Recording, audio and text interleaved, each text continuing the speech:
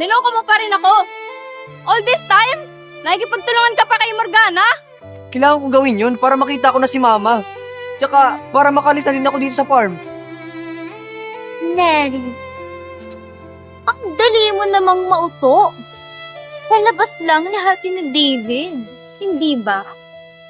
Kawawa ka naman na paglaruan. Traitor ka, David! Hindi kita mapapatawad! Sino? Sabihin mo sa akin, Danilo. Si Steven. Habang magkausap kayo ni Stephanie, kinuha ni Steven yung cellphone mo.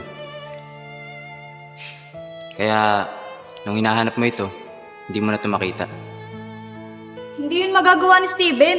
Totoo ang sinasabi ko, Malaya. Sasabihin